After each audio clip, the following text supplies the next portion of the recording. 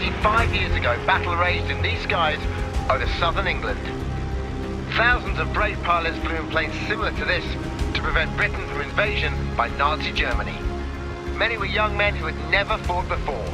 Only a handful of these heroes are still with us, and this is their incredible story.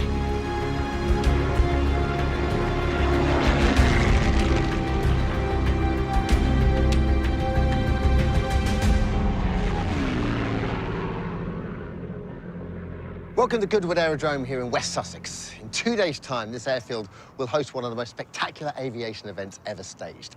I'm surrounded by Spitfires and Hurricanes, and over the last couple of days, more than 35 of these legendary aircraft have flown in from all around the world to take to the skies, marking the day we now recognise as the Battle of Britain Day, September the 15th, 1940.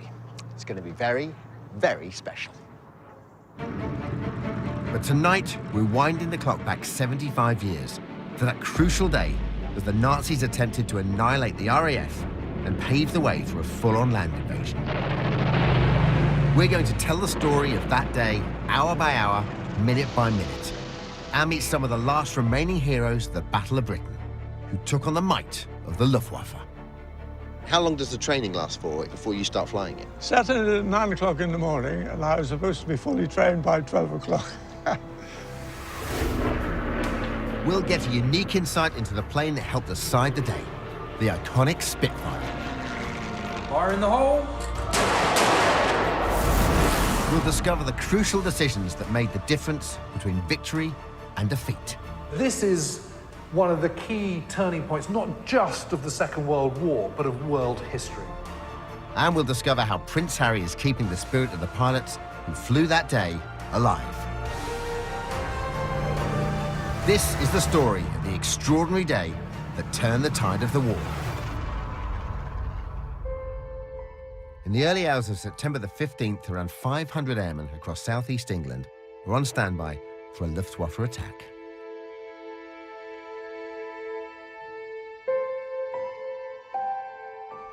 Our day started at 3:30 in the morning. That was the time your airmen warmed up your engines. We were sleeping under the wing of the Spitfires. We knew we got to be there for 1 minute's notice, 1 minute. We were on highest alert possible. 4:30 in the morning, readiness, peace, tranquility, the chug of a petrol bowser, the clink of a spanner. I can hear it.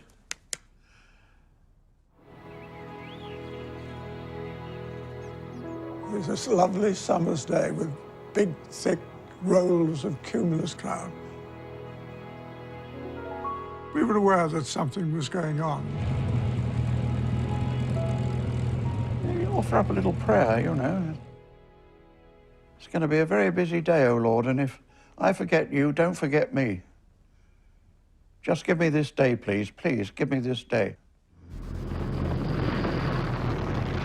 By September the 15th, 1940, the Battle of Britain had been raging for nearly 10 weeks. Time was running out for Hitler. His planned invasion of Britain had to be done before the seas became too rough in the autumn. Aerial attacks by Hermann Göring's Luftwaffe had helped the Nazis sweep their way through Europe. Hitler had been assured the RAF was at breaking point. Now Göring ordered one final blow to smash them. This room in Uxbridge, west of London, was built to control all the airfields in southeast England, and was where this critical air battle over Britain would be decided. I've come here with historian James Holland to discover the role it played on this pivotal day. This is so evocative, isn't it? Because you don't get the impression it's changed too much. No, not at all. So, James, this is an extraordinary room, the level of detail that's been kept. It's amazing, and on Sunday, the 15th of September 1940, this probably would have been the most important room in the whole of Britain. By 9 a.m, everyone in the bunker is poised for action. Prime Minister Winston Churchill is expecting an attack and is on his way. This is the business end of what's happening. Yes, absolutely. The idea is to kind of sort of bomb London into submission, demoralise the people, you know, hit factories, but it's also to, you know, kill people as well. That's the point of it. But what the Luftwaffe have got to do is destroy the Air Force, because you cannot do a cross-channel invasion unless you have command, or control at least, of the skies in that invasion. So 9 o'clock in the morning, what would be happening right now? Well, it's really interesting. Intelligence report, Luftwaffe headquarters, on that morning, the intelligence estimate is that the RAF have 177 fighters left. Which is why this day was so important for them. Yes, because what Goering is telling Hitler is, look, we've nearly got them on the ropes, so they've only got 177 planes left. One last push, and we'll nail them.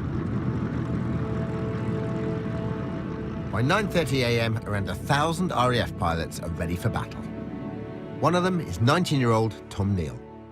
Having left his job in a bank to join the RAF, he qualified as a fighter pilot just 4 months earlier.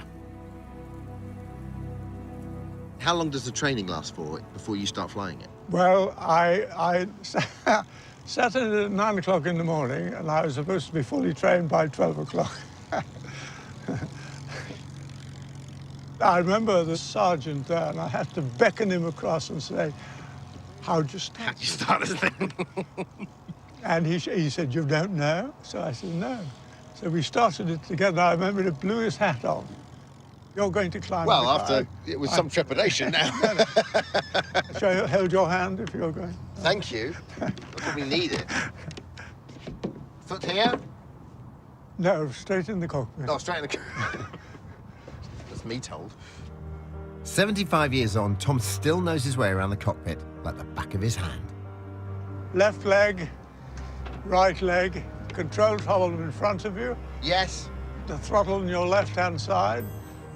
And you've got the undercarriage on your right-hand side. Lever the foot pedals back and forth, depending on how tall you are. Instruction was word of mouth, and pilot's notes came out a little later. For a piece of machinery like this, it's quite a small book, really, isn't it? I mean, my dishwasher has a bigger, Indeed. you know, instruction manual than this. Switch on the two switches on the left. Yes. And then the engine would start, hopefully. And somebody said, well, now go and fly it.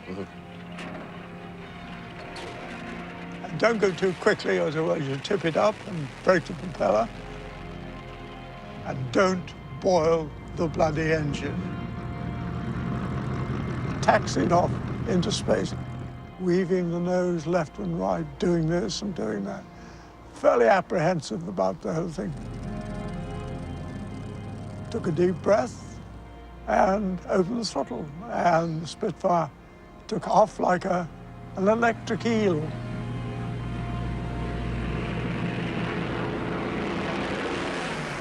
Climbing 180 miles an hour, and suddenly you'll find yourself at 5,000 feet, 8,000 feet. That must have been a euphoric feeling being Well, up there. particularly as you climb through a bit of cloud, you know.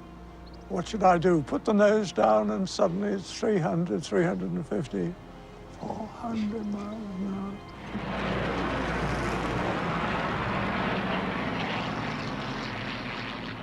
hour. All I had to do was watch the temperatures in the cockpit. And don't boil. But don't boil the bloody engine.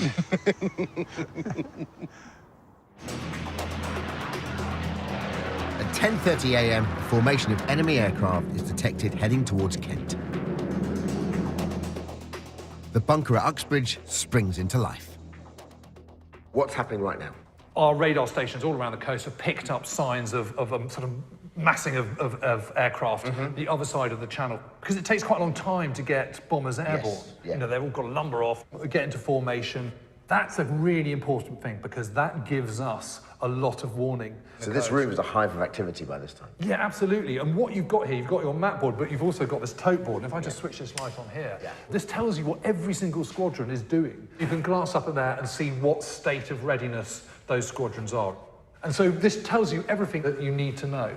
Can you explain the chain between an aircraft taking off in northern France and Tom Neal scrambling in North Weald to intercept? We now have a fully coordinated air defence system, the first the world has ever known. And that means that we are prepared for this battle. Our early warning system was state-of-the-art. Pilot and former Royal Marine Arthur Williams went to find out how it worked. So across the fields of Kent and Sussex, the Battle of Britain began.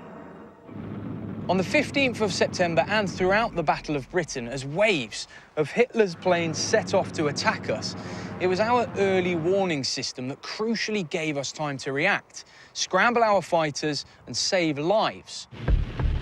It was made up of three key parts. The first was a group of radio operators who could detect Luftwaffe pilots turning on their radios as they prepared to take off.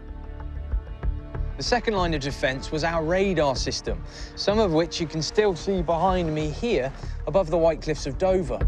Radar could scan up to 120 miles, but only out to sea.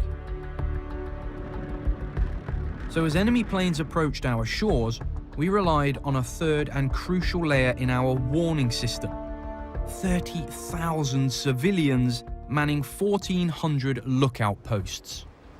I've come to what remains of an observation post here overlooking the channel and what could have been first landfall for many of the Luftwaffe aircraft. Joyce Shrubs and Peter Nobbs both worked for the Observer Corps.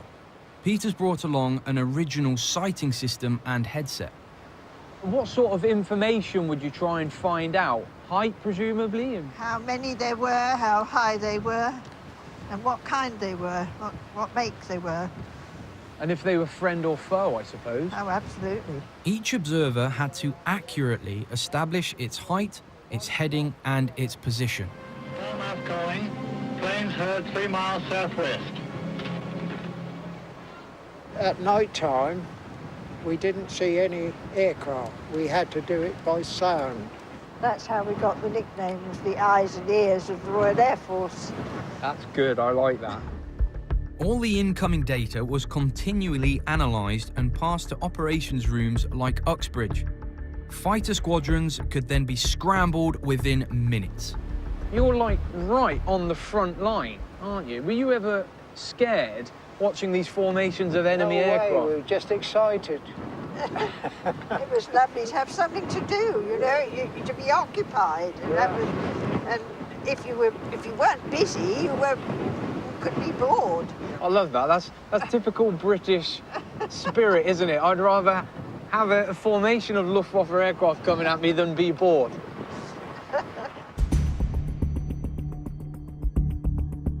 At 11:20 a.m., the first wave of 25 bombers and accompanying fighters is approaching the Kent coast. 12 squadrons of Spitfires and Hurricanes are immediately scrambled to intercept. It's something we came to dread. All the time, you had one ear listening to the phone bell. Scramble Base Angels 15. I can hear them now. And the rush for the door, you know.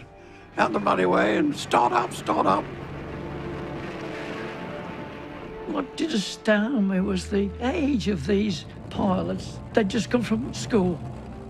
They were young, so young, so young. They all looked about 18 or 19.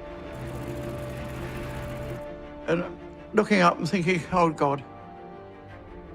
I felt scared stiff. I just wanted to get going. Once I was in the aeroplane and I felt the vibration through the seat of my pants, it was up to me. The Spitfire was my partner. Then it was up to us.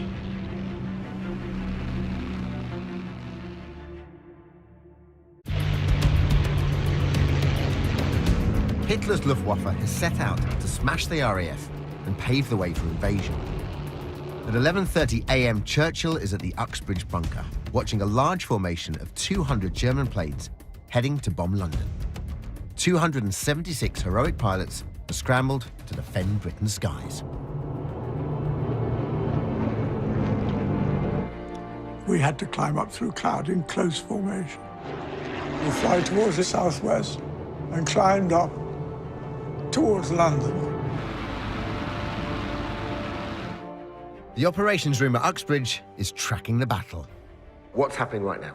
And by 11:33 is when the first formations cross the Kent coast, and they move up in this direction. The enemy formation, bombers in the middle here, and fighters escorting them. Many more fighters than there are bombers. They're harried all the way along by British squadrons. 20,000 feet above Kent, the first RAF pilots hurtle into battle. We go towards the flak. Anti-aircraft fire, puffs, and in the middle of the puffs would be the enemy. You're doing 300 miles an hour. They're doing 300. That's 600 miles an hour. And everything happens very, very quickly. You're totally engaged. You're not frightened. I was enveloped by fighters, and there was a period of about 2 or 3 minutes, and I really didn't know what I was happening. I was firing at people as they appeared. And you simply saw the aircraft in front of you and took action.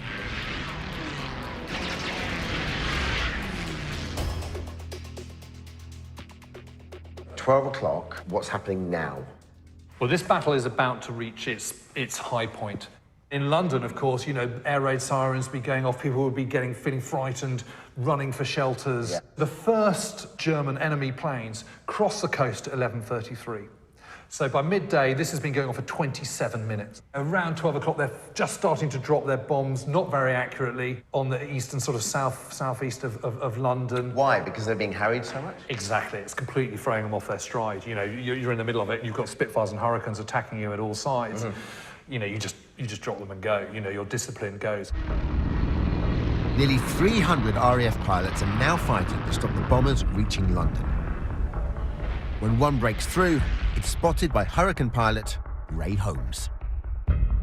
Fearing the German bomber is on course to target Buckingham Palace, he fires his guns, but immediately runs out of ammo. Holmes then makes a split-second decision to ram the bomber. Ken Green was just 8 years old when he witnessed the unfolding drama. We were in the dining room here, and we heard machine gun fire, and then it stopped. It was a short burst of machine gun fire, about 3 seconds, 4 seconds. We ran out here, and of course we were looking around, and then we saw it. The Hurricane had already turned and had smashed into the Dornier. And of course the Dornier was on his way down without a tail. This is the actual bomber falling helplessly over the London rooftops. And the Hurricane was also doing a bit of a flip and was also coming down. And the pilot had bowed out.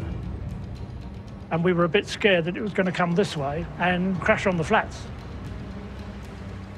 The Hurricane just missed Ken's block of flats, ploughing into this crossroads at over 100 miles an hour. This is Ebury Bridge. And the Hurricane was, having crashed, was sticking up from there, right in the middle there. Was sticking up, and it had hit a water main, and there was water all over the bridge. Well, if it had hit the block of flats, it could have been carnage. Incredibly, the Hurricane pilot survived. That day, he was one of 15 pilots forced to bail out of their plane, 13 of whom lived to tell the tale.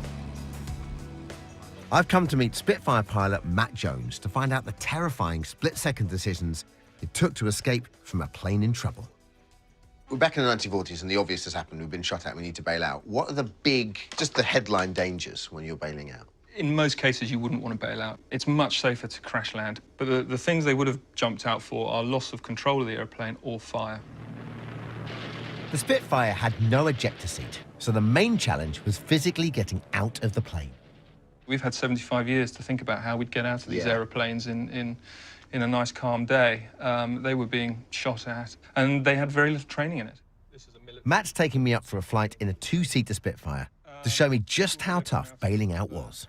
We'll do a couple of rolls, and I'll show you what it felt like to be upside down, considering jumping out. I'll be talking you through what they would have gone through in that process. So, I'm gonna have to get you kitted up. Although nothing can replicate the sheer terror of having to jump from a damaged plane during combat, Matt wants to give me just a small taste of what pilots went through in the moments before bailing out. 3 things to do. Lower the seat, eject the canopy, and open the door. 1, 2, 3. Chocks are out.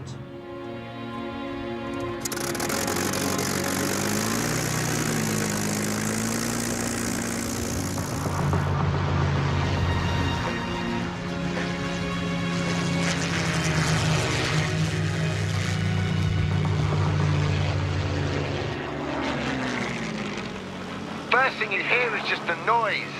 It's just colossal. It's no surprise that every pilot who bails out remembers the story for the rest of their lives. I saw 2 109s. I went after one and shot him down. Then preparing to go after the other one. I must admit, it never occurred to me he'd try and attack me, but he did, and he shot me down.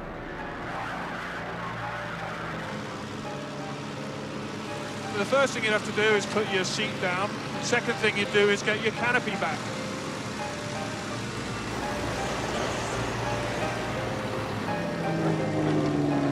I realized I got to bail out 'cause I had no idea where I was. All I knew was cloud above and cloud below. You can see the buffet was created as a result. Must be terrifying. Here we go. I unfastened my safety straps. Just turned the aircraft on its back.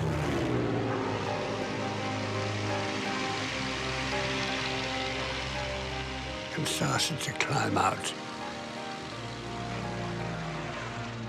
I dropped out.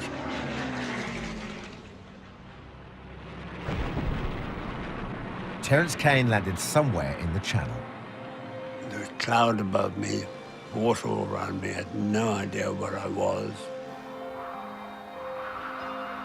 And then over the horizon appeared a German ship. The chap said to me, "For you, the war is over." And I was a prisoner of war.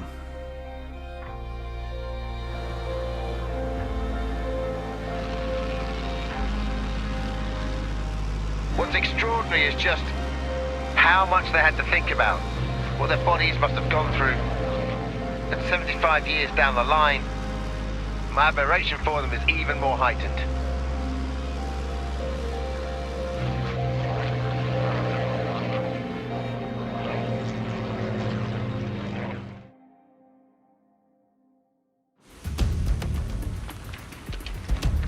Over the past hour, battle has raged above Kent and southeast London.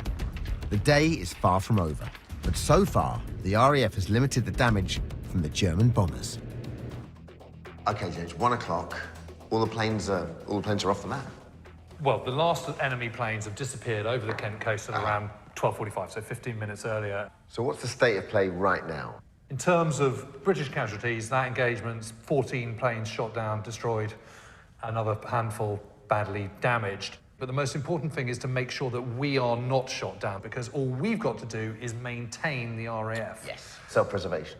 So the level of pressure on the ground crews that's an extraordinary amount. And a huge amount of responsibility, because you're having to fine-tune an incredibly complex piece of machinery in very quick time. And you know that if you forget and leave a spanner under the engine cowling, that could be the difference between your pilot coming back or dying. Yeah. Of course, your crew takes a very great personal interest in you. If you were hit, you had a story to tell. If you're victorious, you had a story to tell. Lots of tales exchanged, laughter, a lot of laughter, and counting up who's missing. Oh, not to worry, he may turn up, that sort of thing.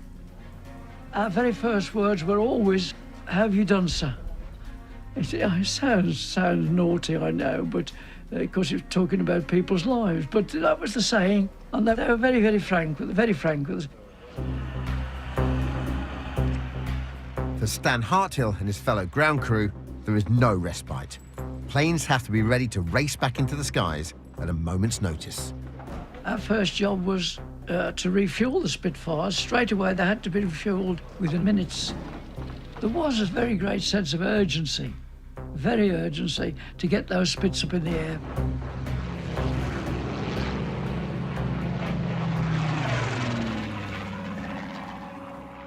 And Tom, this is Joe Roddis, who I know you've just met. Nice to see you again. Engine fitter Joe Roddis was just 17 when he joined the RAF ground crew. You look after the engines? Yes.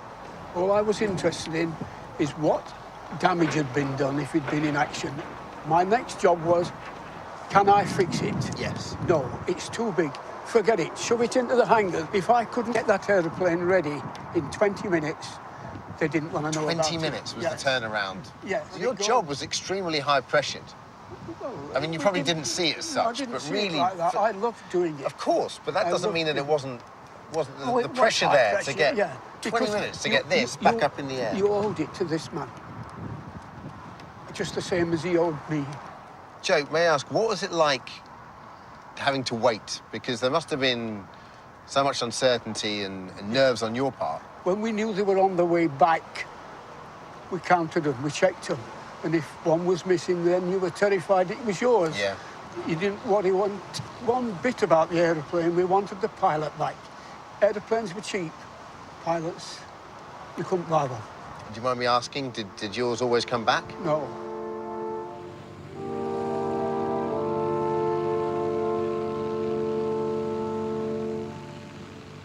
I'd see you two and think that you would hang out all the time together. And of course, at that time, that just didn't happen, did it? No. A ground crew, in 99% of the cases, would never initiate a conversation with his pilot. They treated you like when they used to drive their Bentleys into the local garage and say, not even look at you, fill it up. Joe, I didn't have a Bentley. I didn't even have a Ford. Well, Joe, you know what? The crew I had during the Battle of Britain kept in touch with me for 50 years afterwards. Yeah. We used to exchange Christmas cards. Yeah. And I do the same with one pilot in New Zealand. Our relationship was very close. Yes, oh yes. Very close. Thank you, Joe. You're going to hold my hand.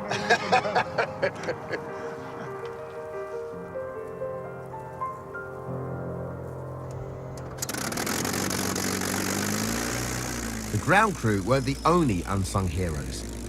During the war, pilots whose planes were damaged beyond repair often turned up the following day to a shining new aircraft, with no idea how it got there. A remarkable group of people risked their lives to make this happen. I'm on my way to meet 3 of them, and I'm traveling in fitting style.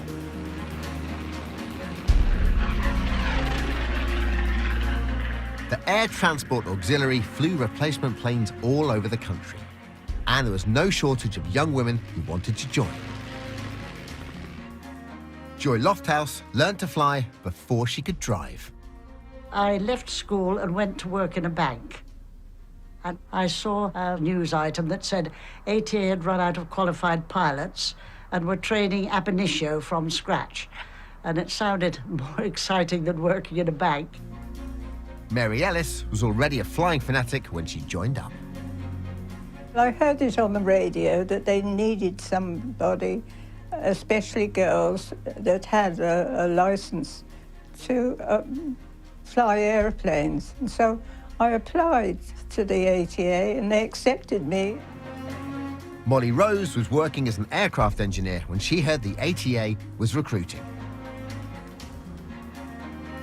All 3 women were stationed together. Now they've met up to share memories. And I'm en route to join them. That's exactly opposite to the Spitfire, which was perfectly. Oh. You touched it and it did It what flew itself. There they are. I mentioned I was going to drop in on them, but they have no idea I'm bringing an old friend. Look, Spitfire. Oh, wait. It is a Spitfire. Whose is it? I don't know. Landing, look. So are we all going to get up and pat it? That's all right. Very nice to meet you, Joy. How are you? Hello. Hello. This is Lovely to meet you. I'm Dermot. Which means you must be Molly. Lovely to meet you, Molly. How are you? I'm very well. I'm keen to find out more about their contribution in the fight against the Luftwaffe. Everyone in Britain knew that we were really with our backs to the wall, and if Hitler had the right information and knew how unprepared we were, he would have come over immediately after Dunkirk.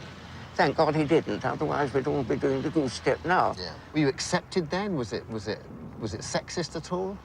I delivered a Wellington to some RAF station. I was expecting them to say, we'll take you straight to the control.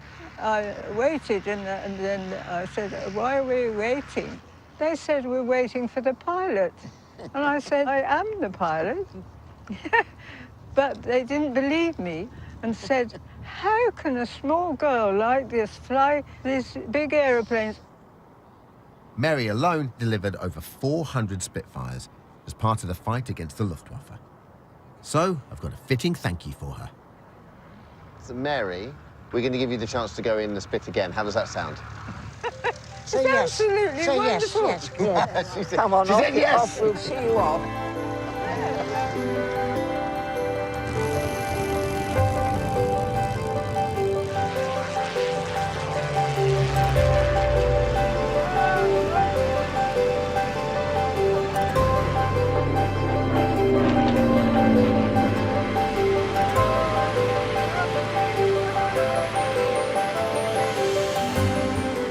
It was wonderful, absolutely wonderful. Oh, it took me back, 70-odd years. Oh, my goodness me.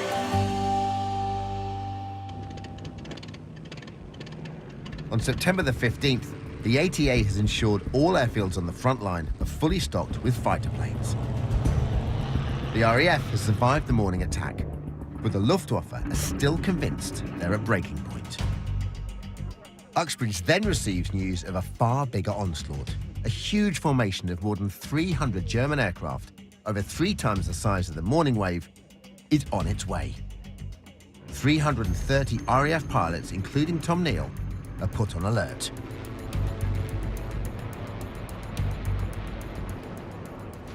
Control and tells you that over Boulogne or Calais, 30 aircraft are building up 40, 50, 60, 100, 150. You think, God almighty. The very first time I saw the big gaggle of Luftwaffe bombers and fighters, I thought, oh, how on earth do we cope with this lot? I'd never seen a formation that big before. God, there are masses of them. You know, what do you do? There's only one thing to do. Go in head on and have a go.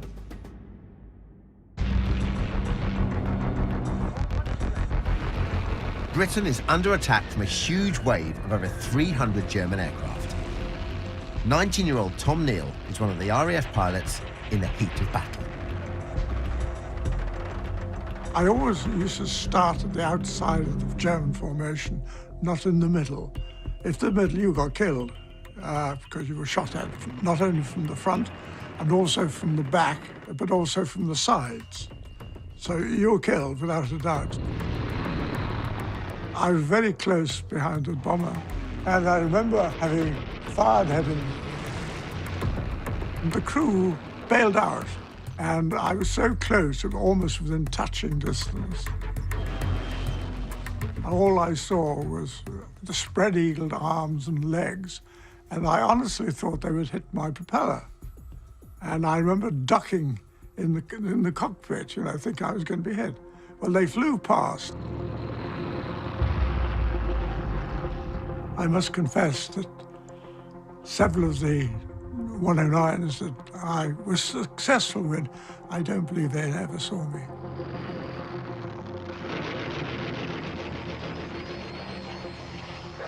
I always felt badly about it because it wasn't quite cricket.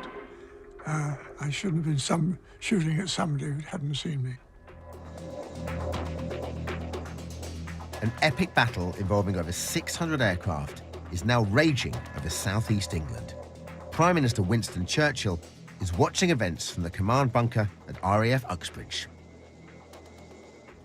Well, where you're sitting right now is where the Prime Minister, Winston Churchill, was sitting watching this unfolding battle. And 3 o'clock is the moment, the height of this second biggest engagement. And this is much bigger than the one in the morning. We're talking about 100, 120 bombers, 3 formations of German bombers coming in a parallel line up through Kent towards London. And overall, once you've added in all the fighters as well, you're looking at 300. So this is a different league.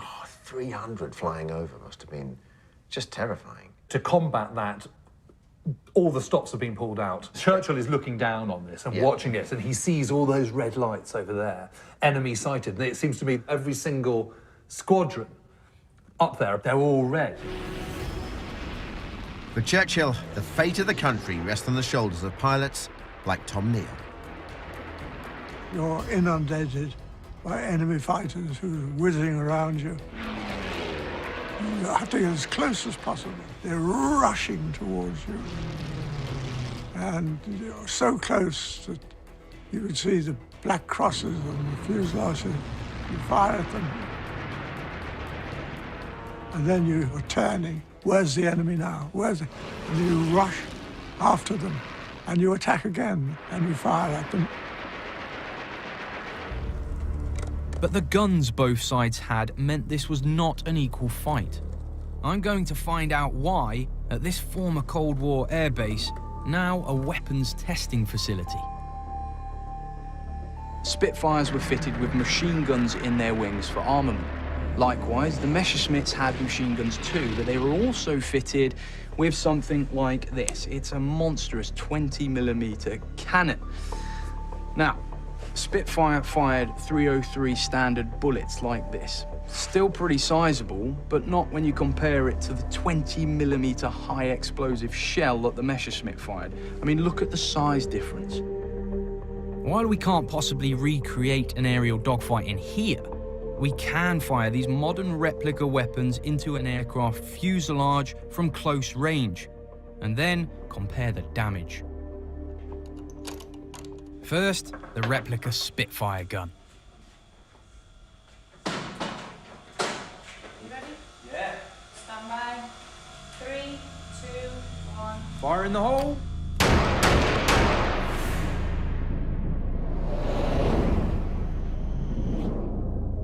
The standard bullet rounds have drilled neat holes in the fuselage, but not damaged it structurally.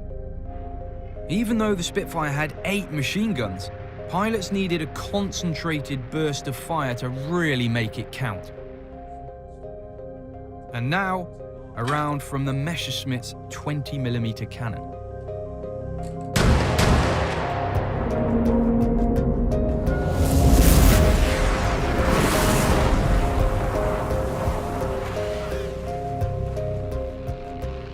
What's more, the Spitfire had enough ammo for just 15 seconds firing, whereas the 109 had almost a minute's worth.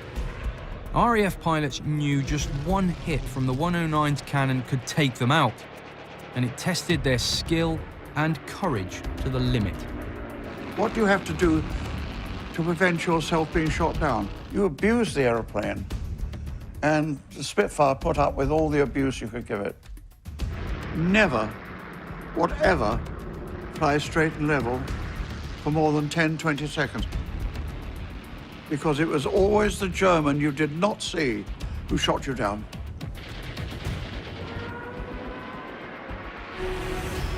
The huge aerial battle continues to rage, and Tom Neal is now on his 3rd sortie of the day.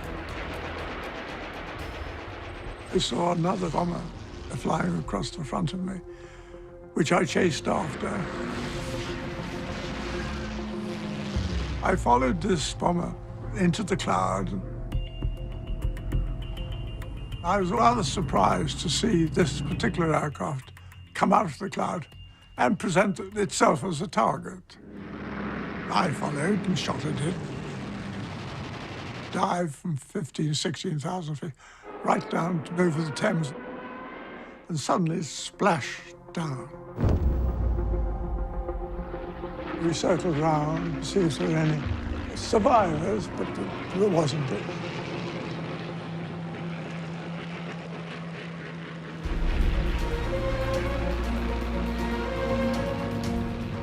I flew back to North Wales, and we were all cock-a-hoop. We didn't lose anybody on that particular sortie.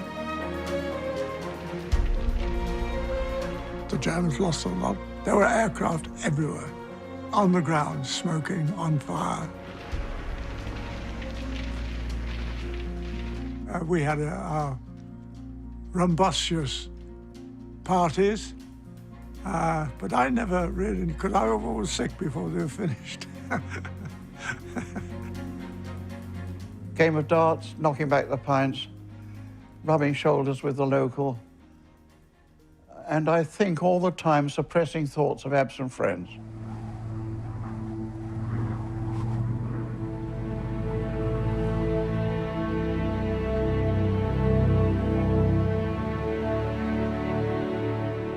By 6 p.m. on September the 15th, both sides were counting their losses.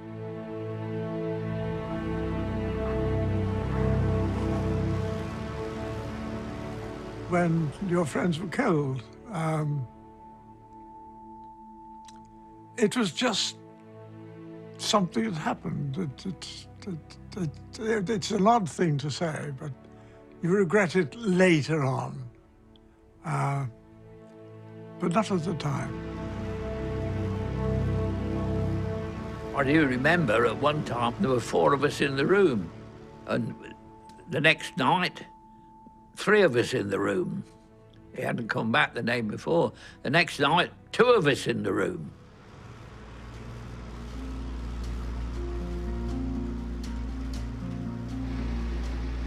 Eight hours earlier, the Luftwaffe believed Britain's Air Force was there for the taking. But the bravery of our pilots and a crucial German error led to a decisive victory for the RAF. What I can't believe is, A, how bad the German intelligence was, and B, how well organised all the pieces came into play.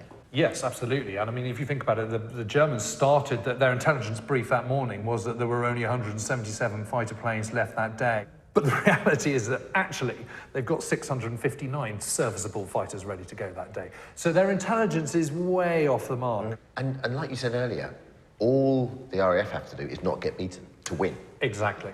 Exactly, because while they're still there, there can be no invasion.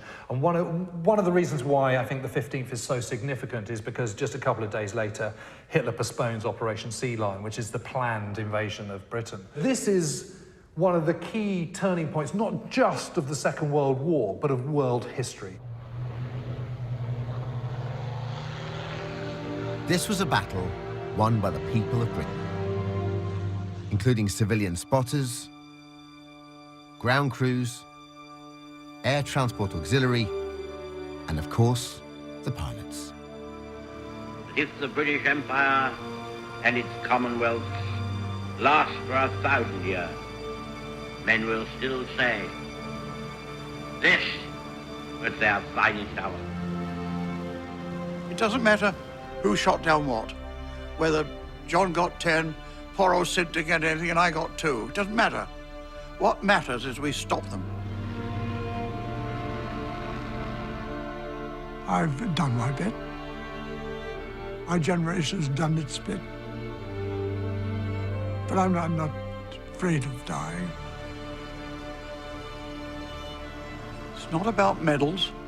It's not about thank yous. But it's nice to be remembered, because being remembered covers everybody who served, flew, and fought in the Battle of Britain. And being remembered is all that we want.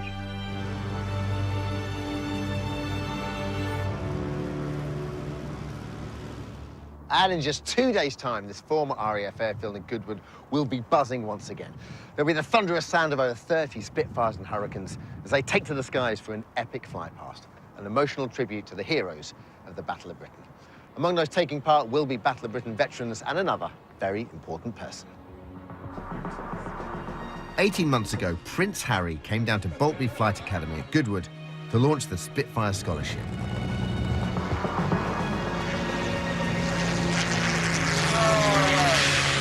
programmed to give 2 severely injured servicemen a unique opportunity to learn to fly a Spitfire, following a similar training plan as the Battle of Britain pilots did in 1940.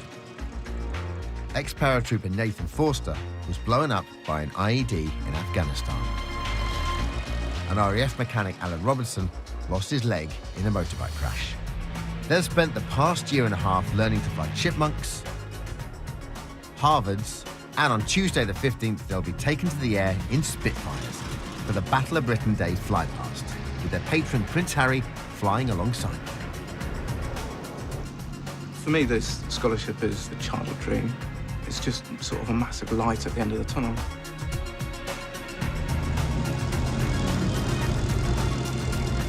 Please join us on Tuesday evening, 8 o'clock, Channel 4, for what promises to be a truly unforgettable event.